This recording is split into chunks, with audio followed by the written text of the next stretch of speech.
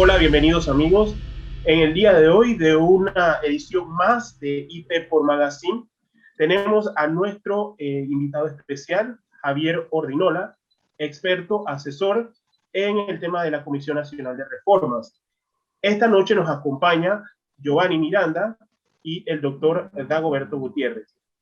Queremos iniciar este espacio con un análisis más profundo de lo que fueron estas reformas en el proyecto 544 en la Asamblea Nacional. Empezamos contigo, Dagoberto, agradecemos tu pregunta.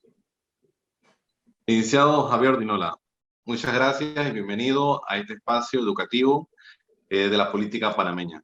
Realmente queremos responder a una de las preguntas de nuestros suscriptores que nos han hecho a través de las redes sociales, @iporpoficial, en la cual hablan un poquito para conocer la figura de las listas. Sabemos que hay candidaturas para diputados en los circuitos plurinominales que pueden postularse en una lista y queremos saber si una persona quisiera ser candidato por lista, ¿cuál es el requisito y qué ventaja tiene esta postulación?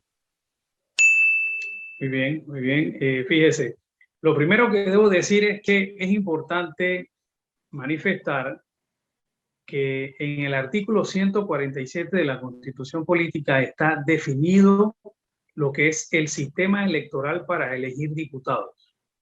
Y el sistema electoral no es más, según la ciencia política, de cómo se transforman los votos en puestos de gobierno. En el caso del Congreso o del órgano legislativo es cómo se convierten votos en escaños en la Asamblea Nacional. Indico que el sistema está definido en el 147 porque este artículo de la Constitución nos dice que habrá circuitos uninominales y circuitos plurinominales. Y nos dice sobre todo que para la elección de estos diputados debe respetarse o rige el principio de proporcionalidad que busca de que el partido o las listas de candidatos de libre postulación sean electos de acuerdo a la proporción de votos, o sea que haya una proporcionalidad entre los votos que se obtienen en la elección y en la cantidad de curules que se ocupan en la Asamblea Nacional. En los circuitos uninominales no hay mayor problema. Sale electo el candidato más votado, ¿no? O sea, digamos, una decisión de mayoría simple. El que más votos obtiene, ese es el que gana la curul. Diferente es lo que ocurre en los circuitos plurinominales, es decir, en donde se eligen a más de un diputado en el caso de nuestro país. Debo decir que hay 4 elementos fundamentales que componen lo que es el sistema electoral. Uno es el tamaño de las circunscripciones electorales. Y no me refiero al tamaño en superficie, sino a la cantidad de curules que están en juego. El otro elemento fundamental es el tipo de lista que se utiliza en la elección de diputados. Otro elemento es la fórmula para adjudicar las curules y el otro mecanismo es la forma de votar. Ustedes han hablado sobre el aspecto de la lista y esto tiene que ver o guarda relación con el tipo de lista que tenemos en el país y la forma en que elegimos a nuestros representantes a la Asamblea en las circunscripciones plurinominales. En ese sentido, debo decir que Panamá tiene lo que se conoce como una lista cerrada y no bloqueada. Cerrada porque usted no puede votar en más de una lista. Usted tiene que elegir en una lista de partido político o una lista de candidatos de libre postulación. Ese es el voto plancha, ¿verdad? Ese es lo que se llama voto lista, voto por lista o lo que conocemos en Panamá como voto plancha. Y es no bloqueada porque usted dentro de la lista puede escoger de manera selectiva a quién privilegiar con su voto. Un ejemplo, por el circuito 8-6, en donde se eligen 7 diputados, usted puede elegir al momento en que pone su gancho en la casilla del partido, en ese sentido vota por la lista completa, o sea, por el voto plancha, y cada una de las personas que aparecen listadas obtiene un voto.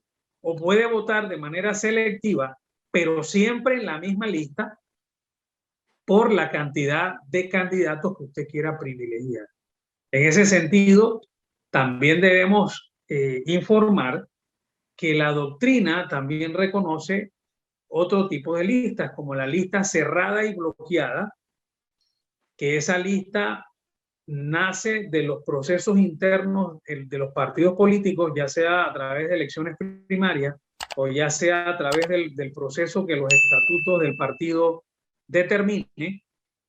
Y usted no puede votar de manera selectiva, usted tiene que votar solo por el partido o por la lista de libre postulación. Esa es la lista cerrada y bloqueada. El otro tipo de lista que reconoce la doctrina es la lista abierta, que utilizando el mismo ejemplo del circuito 86, le permitiría al elector poder votar hasta por 7 candidatos, pero en diferentes listas. O sea, usted define, o el ciudadano define su propia lista y puede votar hasta por 7 individuos sin necesariamente estos estén todos en una determinada lista. Entonces debemos estar claros. En Panamá funciona la lista cerrada y no bloqueada, lo que le permite al elector votar por la lista completa o por los candidatos de una misma lista que él quiera privilegiar, que es el denominado voto selectivo. Por lo general,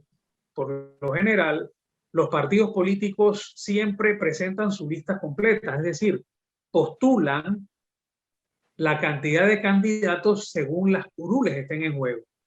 Un defecto que siempre ha tenido la libre postulación, bueno, no digamos siempre, porque el fenómeno de la posibilidad de que haya listas de libre postulación o candidatos de libre postulación para diputados ha sido permisible en los últimos 2 procesos electorales, pero se comete el error de que no se completa o no se lleva a postular a una lista completa según la cantidad de curules que están en el circuito en juego. Ok, quiere decir que si yo quisiera una lista abierta y ser selectivo y escoger gente de cada lista y no de una sola porque está bloqueada, yo tendría que modificar la Constitución. Indicaba que he visto en redes sociales, como también escuché en los debates del Pleno del proyecto de ley 544, algunos diputados y algunos ciudadanos en redes sociales hablando sobre la eliminación de la fórmula para de repente traer otro mecanismo que pueda surgir o que pueda servir para que la representación en la Asamblea no sea dominada por los partidos mayoritarios.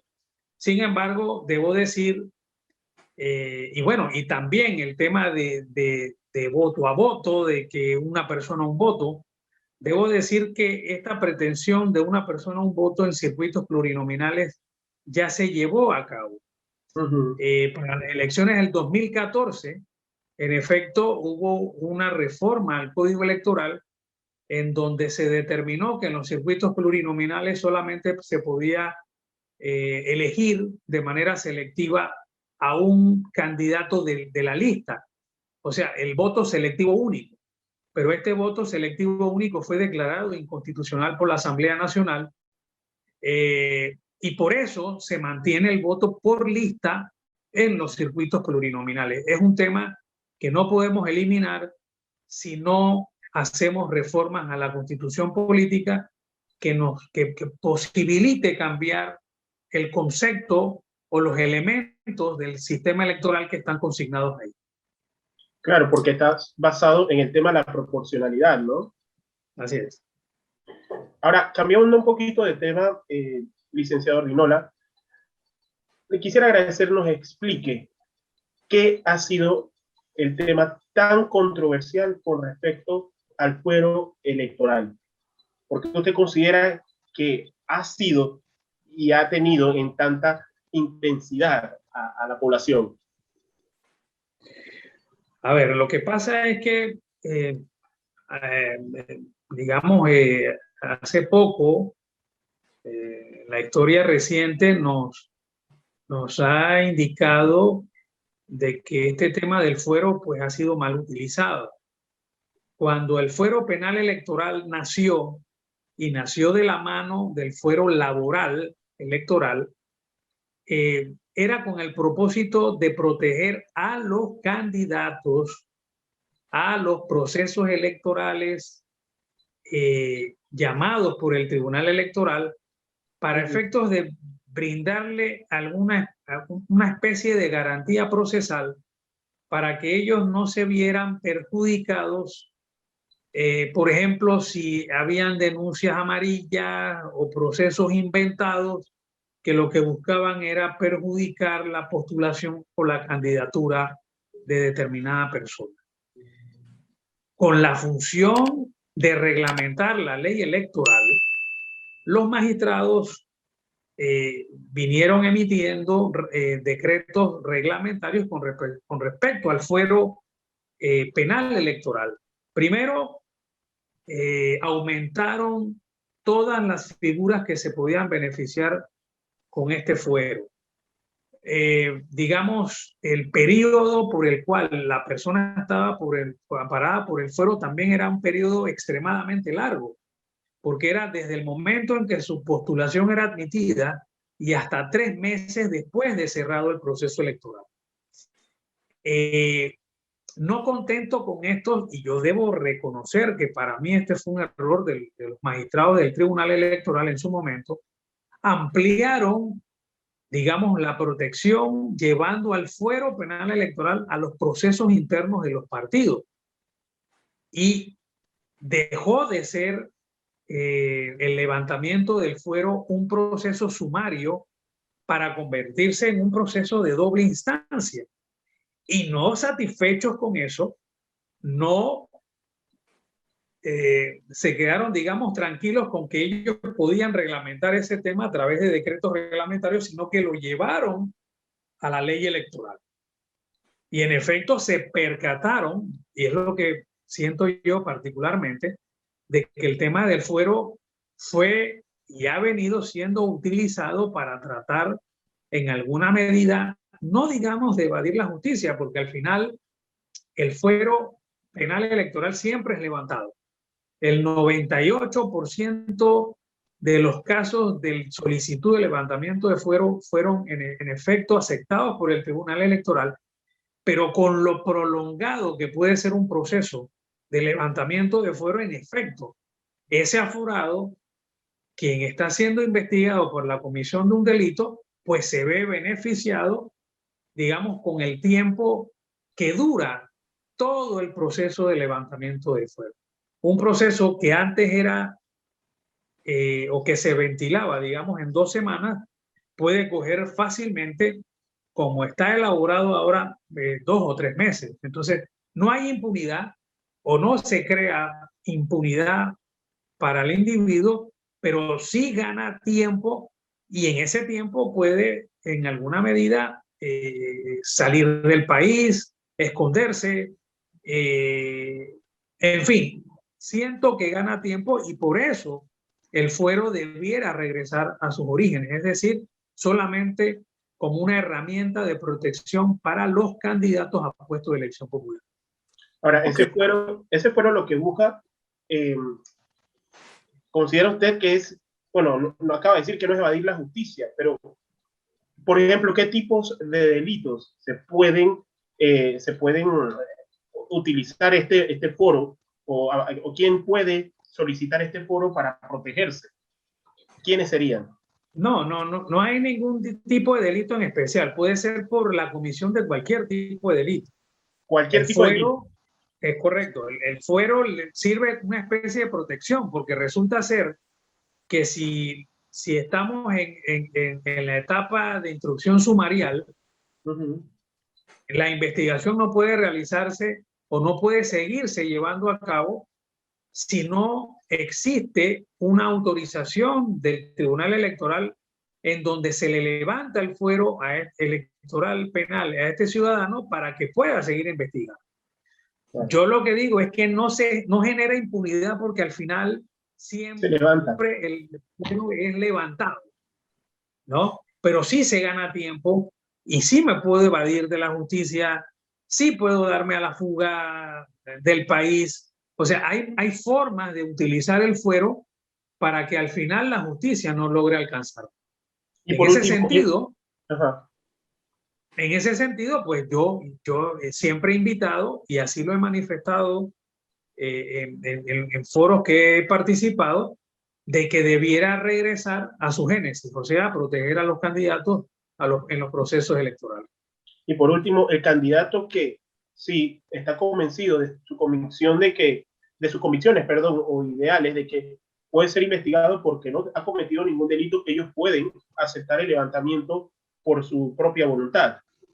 Por supuesto, hay un mecanismo mediante el cual el aforado pues manifiesta de que no tiene ninguna objeción de que se le levante el fuero para que la investigación prosiga. Pero evidentemente ha habido demostraciones de que el fuero ha sido utilizado de mala forma. Muy bien, yo voy nuevamente a cambiar un poquito el tema. Yo quisiera hablar sobre dos figuras que no existen en Panamá, no existen en la ley, sin embargo en otros países que también han tenido un desarrollo notable en temas electorales, lo tienen aplicado. Y yo quisiera conocer tu opinión sobre estos temas. Primero, el tema de la segunda vuelta electoral. Nosotros tenemos en este momento, por ejemplo, una presidencia que llegó con el 33% aproximadamente de la intención de votos y no necesariamente es una mayoría, digamos, representativa del país. Y en ese sentido, pues en otros países cuando eso ocurre, pues van a una segunda vuelta, entonces para poder definir quién puede realmente ostentar el cargo presidencial, ¿no? Y también no sé si eso se puede llevar a otros cargos de elección popular. Esa es mi primera pregunta. La segunda pregunta tiene que ver con hacer las elecciones de manera escalonada. Por ejemplo, en un periodo de un año específico a escoger el presidente, digamos, y en otro periodo, en otro año, puede ser 1 o 2 años después, escoger entonces los representantes del órgano legislativo y alcaldes, representantes, etcétera. Quizás esa figura ayuda también un poco a la dinámica de mandato, ya que el que gana tiene que hacer el trabajo para que luego el resto del equipo también pueda acceder. Puede tener algunas desventajas también, pero en ambas figuras me gustaría también conocer la opinión que tienes al respecto y si es potable, digamos, implementar a futuro estas dos herramientas en nuestro país. El balotaje o segunda vuelta electoral prácticamente está en las disposiciones legales de casi todos los países de Latinoamérica. Panamá es uno de los pocos países de la región que no tiene segunda vuelta electoral. Esto obedece a que, en efecto, para poder contemplarla, requerimos cambios constitucionales, sobre todo porque hay una norma constitucional que dice que los diputados de la Asamblea tomarán posesión el 1 de julio del año de la elección. Palabras más, palabras menos, no lo dice así literalmente. Y hay otra norma constitucional que dice que las elecciones de presidente, diputados, alcaldes y representantes se llevarán a cabo en la misma fecha. Entonces, el proponer una segunda vuelta electoral podría tener